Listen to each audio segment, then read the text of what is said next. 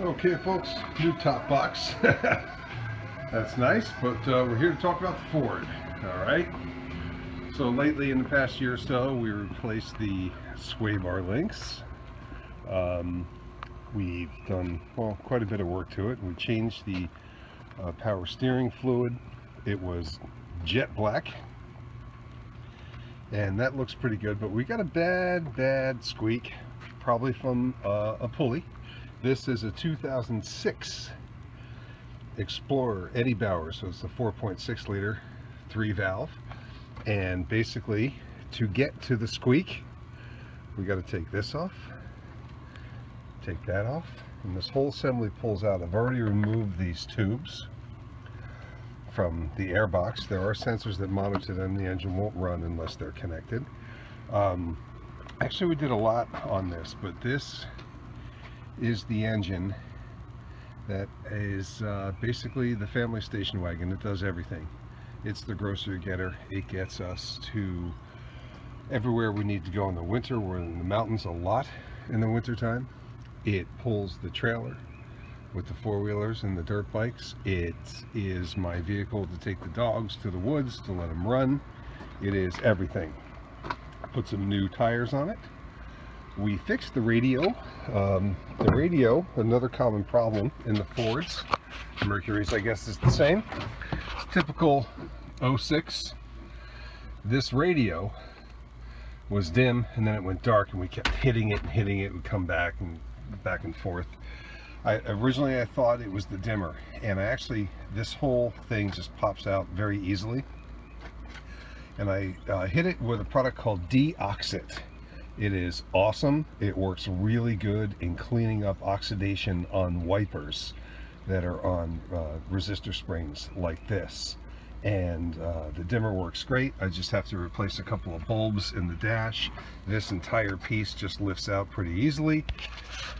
But to get to the radio is a different story. There's a lot of videos online. One guy actually knew what he was talking about. You remove these two bolts. You pop this little cover off. You can use a screwdriver. You can use a plastic pry bar. In this case, I was able to do it all with my fingers. But it doesn't look like it. But this piece here and this piece here are all one. So you take this off. You pop this off. And the whole assembly comes out. You carefully pry away, and then there's 4 bolts holding the radio in, and you want to take it completely out. The only thing is a word of warning: when you take this plastic assembly out, these 2 vents, they stick down in pretty far. You have to be careful on all the connector wires. I had to take 2 connectors off. I took the one off for this and one off for this, and you rock it all the way to the side, carefully out of the way. Because up here is an airbag sensor is wired up. You want to leave that connected if you can. Anyway, long story short, took the radio apart. This display is an LCD display board. You can get it out. There's 4 little tabby clips. You can pop the whole thing out. And I basically resoldered all of the resistors on that board. There are 4 in the center that do the display, but we did them all, and it works great. But right now we got the other common problem, which is the squeak. At first I thought power steering. I don't believe that's it. We're going to take a listen. I'll start her up, and as I move around the front of the car, you'll see where it gets louder and louder and louder.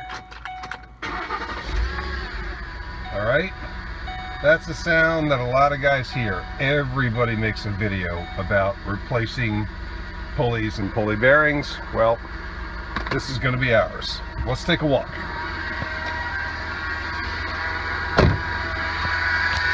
Okay. As I move here, the sound gets louder and louder and louder. Right here. If you had x-ray vision, you could see right through to the idler pulley, and down below it is the tensioner pulley.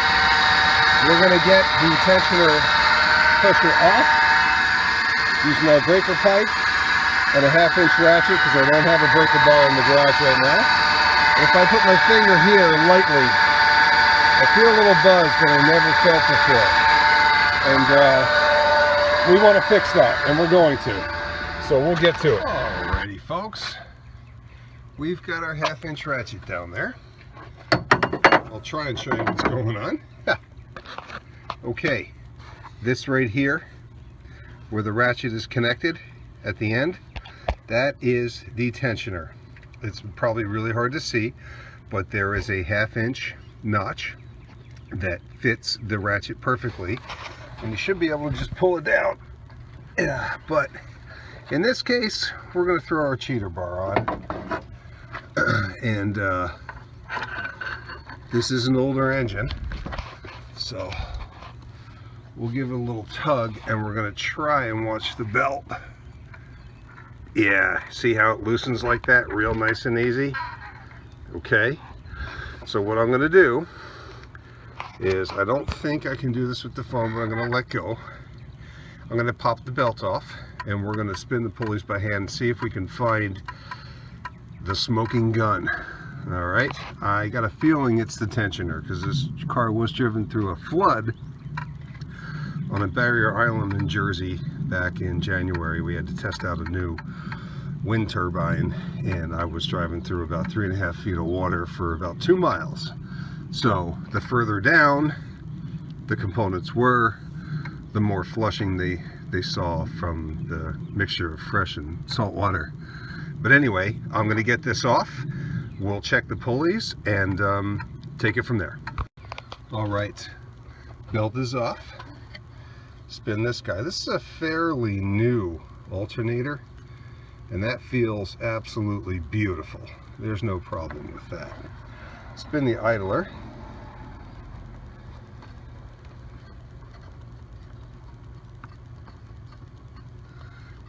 Doesn't seem that bad, but you notice I spin it and it stops immediately. So we're going to put a new idler pulley on this no matter what, but I'm still looking for that awful, nasty culprit, which could be this.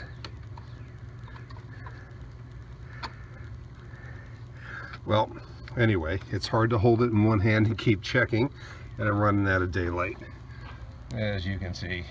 So I'm going to keep checking them, and when I find the absolute smoking gun, we'll pick it up from there. All right, back to the Ford. It's the next day. I got a little better light. Anyway, long story short, this is a brand new idler pulley here. Got everything off. Kicked the engine over, still had the same noise. So here is a $38 new tensioner assembly. The whole thing, it bolts on like that, right? So there we go, nice and quiet. Here's the old one.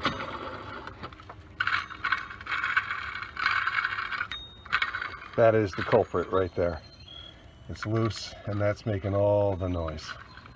So this tensioner assembly, I'm going to get it back in. There's 3 bolts. It's very tight in there because I left the plastic fan on, and you kind of have to just take your time and settle in and get it done, especially if you're working by yourself. My #1 helper, he's I'm not sure where he is, but I'm going to let him take a break this morning and get this in myself, and we'll fire it up and see if that quiets down. All right, here's our test, ladies and gentlemen.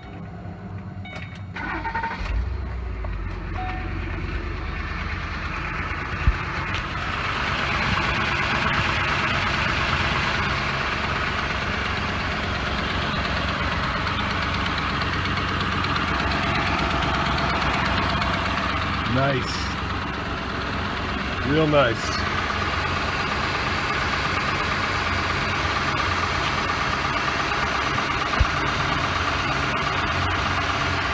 Looking good. That was it. Have a good day.